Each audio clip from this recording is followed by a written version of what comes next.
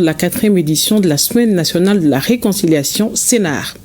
Instituée par la loi d'entente nationale de 2019, la semaine est placée sous le thème héritage culturel, facteur de paix et de cohésion sociale dans l'espace AES. C'est un reportage de Mamari Koné et Aliou Touré.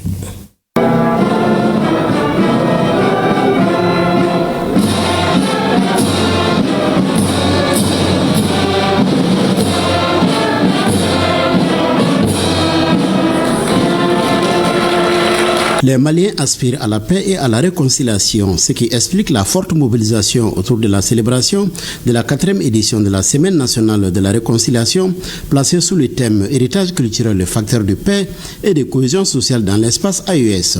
La Semaine nationale de la réconciliation a été instituée par la loi d'entente nationale de 2019 et célébrée sur l'ensemble du territoire national. Elle vise à informer, sensibiliser et mobiliser l'opinion publique sur les acquis, les enjeux et les défis de la réconciliation.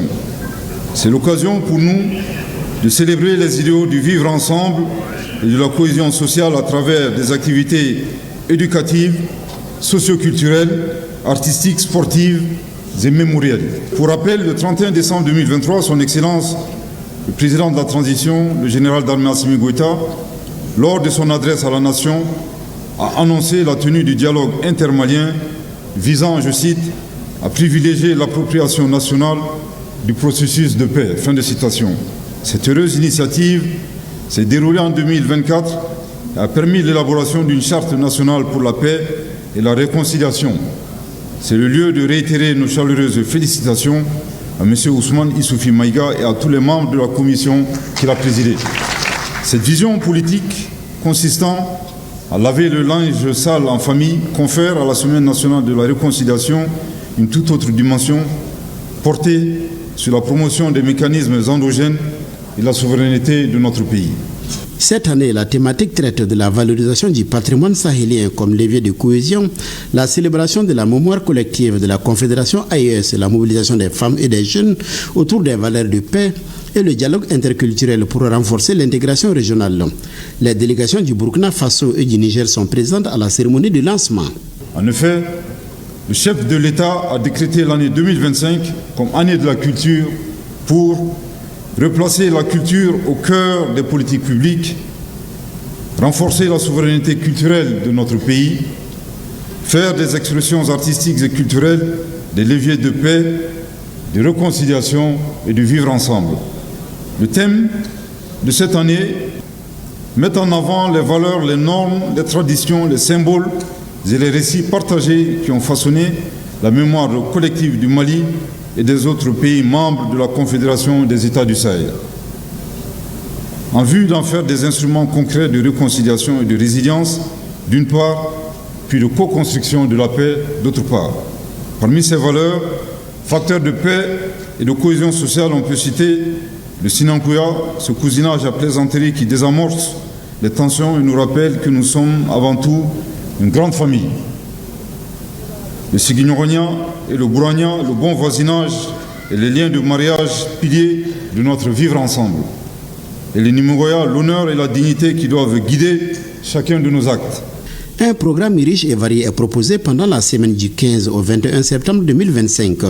Il s'articule autour de la Charte nationale pour la paix et la réconciliation, des manifestations artistiques et culturelles, des compétitions sportives, des campagnes de reboisement et la remise du prix annuel pour la promotion de la paix. La Semaine nationale de la réconciliation de cette année prévoit de raviver la mémoire collective en valorisant les croyances communes et les pratiques culturelles comme vecteurs d'unité, de mobiliser la jeunesse et les femmes autour de la transmission des valeurs ancestrales de paix, de mettre en exergue le dialogue permanent entre les cultures de l'espace sahélien pour renforcer l'intégration et la fraternité au sein de notre confédération, de donner une dimension internationale à l'année de la culture au Mali en positionnant notre pays comme un acteur majeur de la diplomatie culturelle de la paix. Ces actions cadrent parfaitement avec la vision et les orientations de son Excellence le général d'armée Assimi Goïta, président de la transition, chef de l'État, ainsi que les recommandations de la Charte pour la paix et la réconciliation nationale au Mali.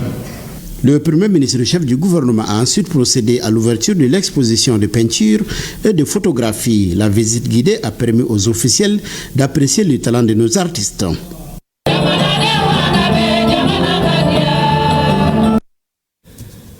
Je vous l'annonçais à l'instant, l'AES fait rêver, l'AES séduit grâce à la vision des 3 chefs d'État. Le journal Jeune Afrique a réalisé un sondage dans certains pays de la sous-région. Les personnes interrogées reconnaissent le bien fondé de la création de l'espace AES et saluent les progrès tangibles réalisés en si peu de temps. Dans le reportage de Bemba Sivi, vous pourrez suivre l'analyse du directeur exécutif du Centre des études sécuritaires et stratégiques du Sahel. Ne nous y trompons pas, l'AES fait encore rêver les Africains, titre le magazine Jeune Afrique sur son site ce lundi 15 septembre 2025, comme pour dire à l'autruche néocoloniale et ses sous-fifres de sortir la tête du trou de l'ignorance volontaire sur la marche souverainiste adoptée par les pays de l'AES, qui est la seule vraie voie de la renaissance économique, sociale, culturelle, bref, le seul chemin pour le développement tout court.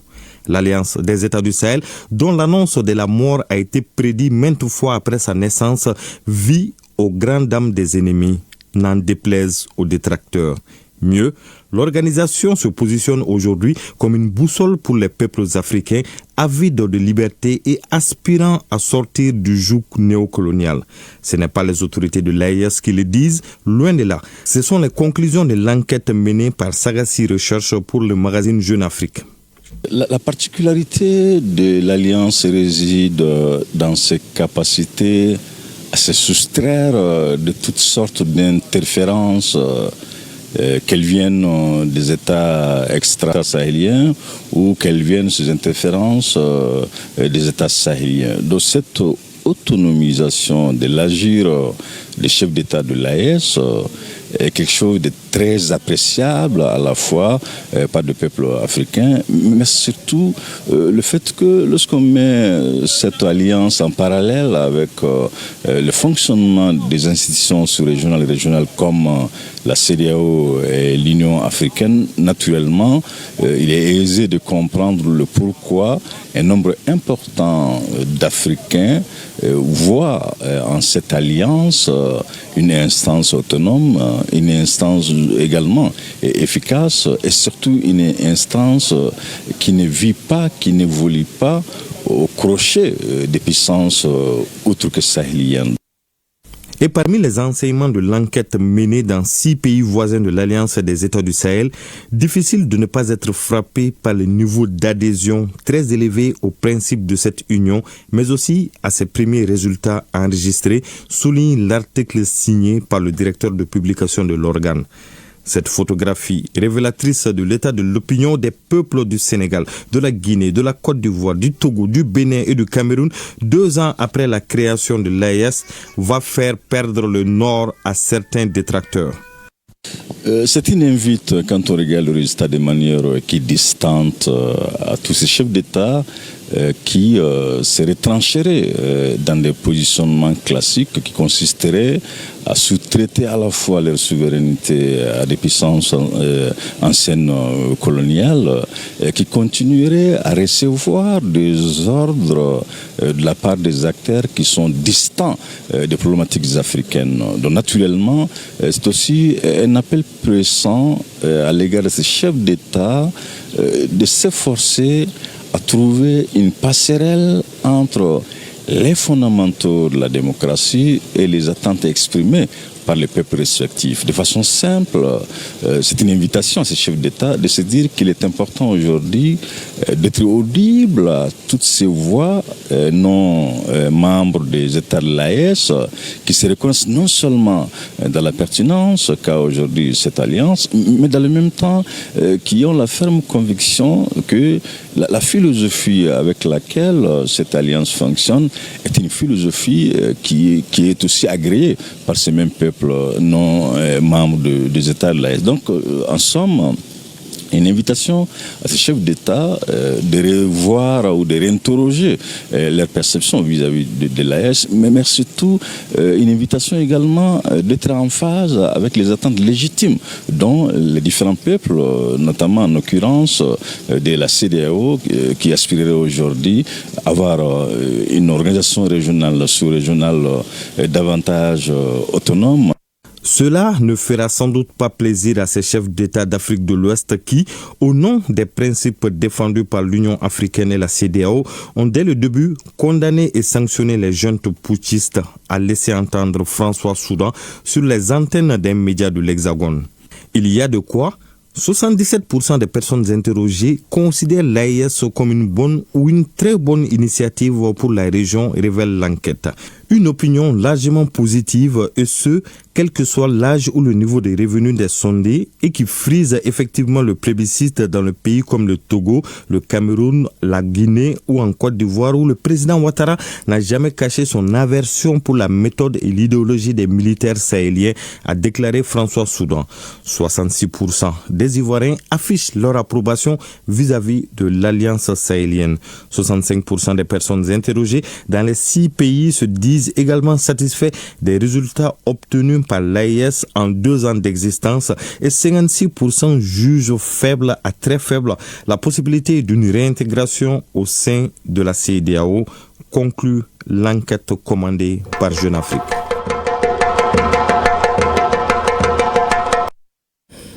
Sur un tout autre plan, le ministère de la Promotion de la Femme, de l'Enfant et de la Famille a effectué une remise de dons aux femmes maraîchères de 4 localités du pays. La donation est composée de vivres et de non-vivres, une très belle manière du département de la promotion de la femme d'aider les couches les plus vulnérables. Un reportage de Inaba.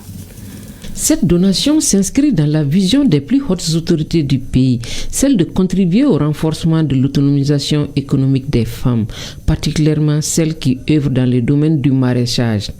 Le kit est composé de 100 sacs de 50 kg de fertilisants. Il est destiné à 4 associations de femmes de la commune de Dioba, Kati, Senou et Mayambou.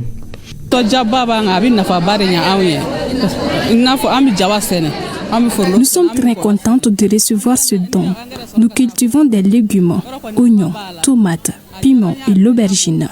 Avec la flambée des prix de l'engrais, nous ne pouvons que remercier les autorités de notre pays pour cette donation.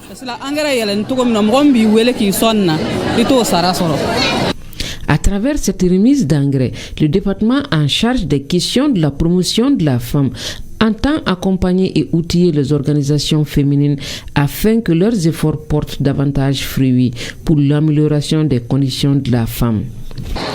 Votre rôle est essentiel dans notre société. Par votre travail, vous contribuez non seulement à la sécurité alimentaire et nutritionnelle, mais aussi à la lutte contre la pauvreté et la création de richesses locales. Vous êtes au cœur du développement économique et social de notre pays. Je vous invite, chers bénéficiaires, à en faire un usage judicieux dans l'intérêt de vos familles, vos communautés et de la nation toute entière. Selon la représentante du ministre, d'autres donations sont prévues très prochainement pour l'autonomisation économique des femmes dans notre pays. En 13e région, démarrage du concours d'entrée dans les IFM, Institut de formation des maîtres. Ils sont plus de 1000 candidats des niveaux DF et baccalauréat à postuler au compte de l'Académie d'enseignement de Dioïla. Le conseiller aux affaires économiques et financières du gouverneur, accompagné de l'administration scolaire, s'est rendu dans les 2 centres qui abritent ce concours. Le compte rendu de Moustapha Doumbia et Alassane Sankari. Le concours d'entrée dans les instituts de formation des maîtres concerne 1109 candidats répartis entre 2 centres de la ville de Dioïla.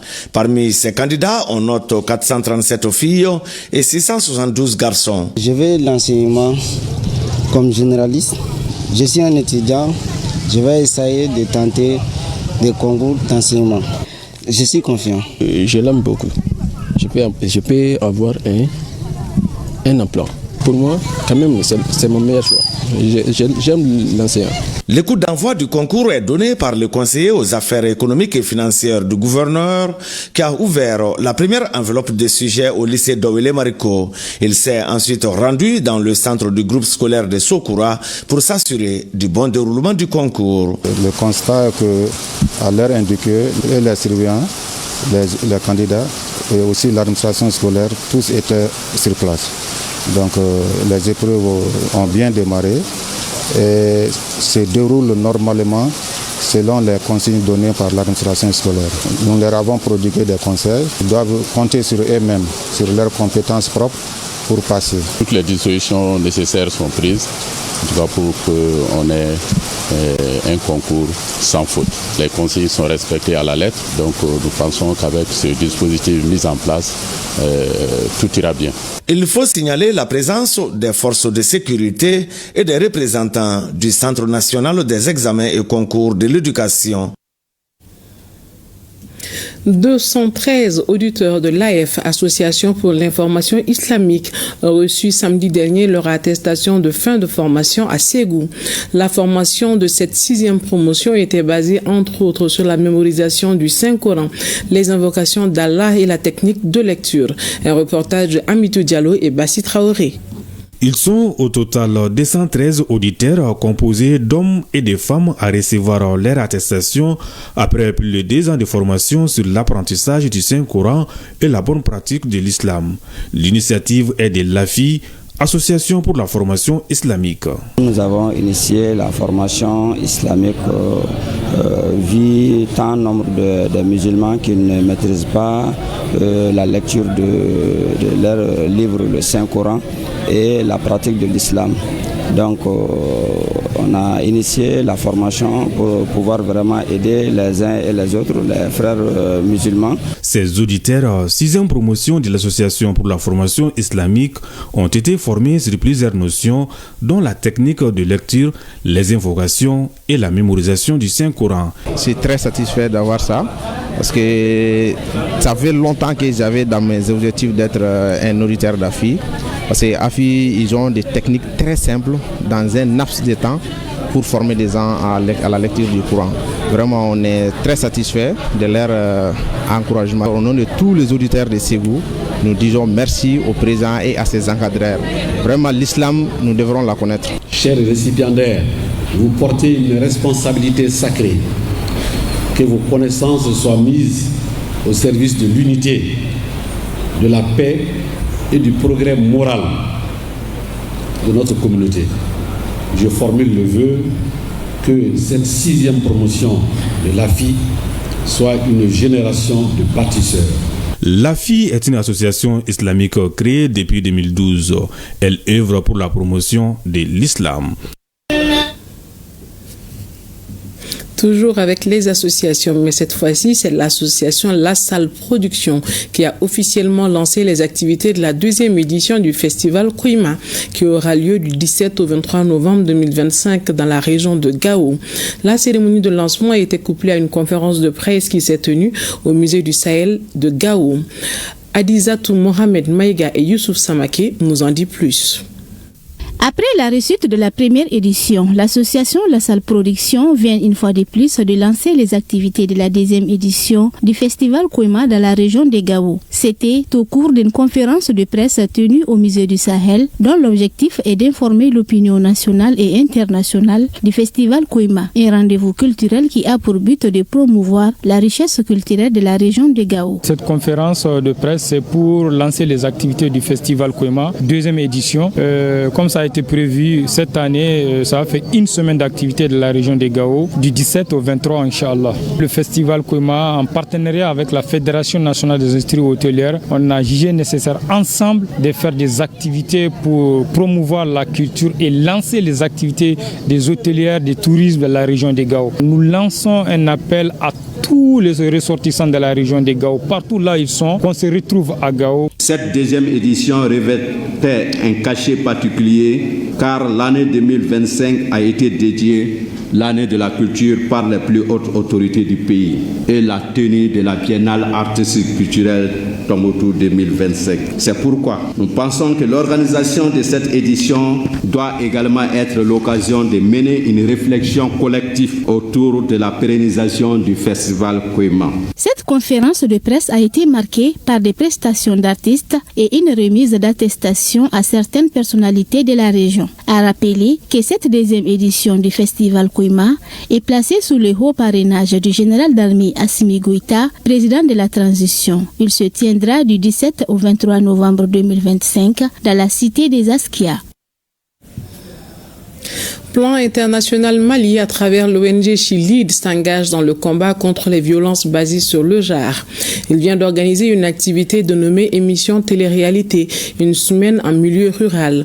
Une activité qui a pour but d'intensifier la sensibilisation et la communication. Boubacar Sankaré et Diakadia Traoré y étaient au nom de l'ORTM. Une quarantaine de filles et jeunes filles venues de Mopti, Banyangara et Ségou ont été formées pendant 3 jours sur les thématiques de violences basées sur le genre, la santé de la reproduction et le leadership féminin. L'initiative est du Plan international Mali à travers le projet Chilid. L'objectif de cet atelier est de renforcer l'utilisation des moyens médias par les filles et les jeunes filles du projet, puisque c'est un projet de leadership féminin qui prend en compte les questions de participation, de leadership, d'épanouissement des filles et des jeunes femmes. Donc il s'agissait vraiment d'accentuer la sensibilisation sur les différentes thématiques du projet, les violences basées sur le genre, le leadership, la gouvernance locale et bien d'autres thématiques. L'initiative de projet, c'est très bien parce que depuis qu'ils sont là, de toute façon, on maltraite les enfants, les filles. Je vois que ça diminue. Après la phase théorique de la formation, les participantes ont fait des séances de sensibilisation sur le terrain auprès des communautés de Bamokoukoura et Sarema à Sévaré. Les thématiques débattues ont porté, entre autres, sur le mariage d'enfants et la planification familiale. Nous les jeunes, selon moi, le mariage d'enfants n'est pas bon. Les conséquences sur nous les jeunes filles, notre école sera en retard. J'ai retenu que je devrais d'abord communiquer avec mes parents parce que tout commence dans la famille. Je recommande au programme de renouveler le projet. Et ces jeunes femmes de s'engager à mieux véhiculer les informations sur le projet à l'endroit de leur père. À quelques jours du démarrage de la phase régionale de la Biennale artistique et culturelle Tombouctou 2025, les jeunes et les femmes de Nara se sont fortement mobilisés pour remettre en état l'espace prévu pour l'hébergement des délégations. Dans une atmosphère de solidarité et d'engagement collectif, cette opération de propriété lancée par les organisations locales a reçu le soutien des autorités administratives, venues encourager et féliciter l'élan communautaire. Un reportage de Idrissa Keita. Munis de daba, râteaux, balais, pelles et brouettes, les jeunes et les femmes de Nara désherbent et nettoient la cour du groupe scolaire Jawar Diop, un lieu retenu pour héberger les différentes délégations de la phase régionale de la Biennale artistique et culturelle Tombouctou 2025. Nous soutenons cette initiative et nous demandons vraiment à toute la jeunesse de rester soudée, unie, pour mener des actions de ce genre de façon permanente. Nous, on a jugé nécessaire par rapport à la santé d'abord. Comme vous savez, nous sommes dans une période de l'hivernage, donc partout il y a des herbes. Donc on a pris l'initiative de venir vraiment désherber. En donnant le premier coup de Daba, le gouverneur de Nara se réjouit de cette initiative visant à assainir notre cadre de vie. Général de brigade Amara Doumbia a aussi rassuré les jeunes du soutien des autorités régionales aux actions citoyennes. J'en appelle à l'administration scolaire, à la direction de la jeunesse et puis à l'assainissement pour vraiment pérenniser cette activité. Et aussi je profite pour saluer les femmes, les épouses, les dames qui sont là, qui ont accompagné la jeunesse dans cette activité-là. Donc en tout cas, en ce qui nous concerne, nous prendrons toutes les dispositions pour accompagner la jeunesse dans de telles initiatives. Cette activité d'assainissement se tient sur initiative de la Brigade citoyenne en collaboration avec le Conseil régional de la jeunesse de Nara.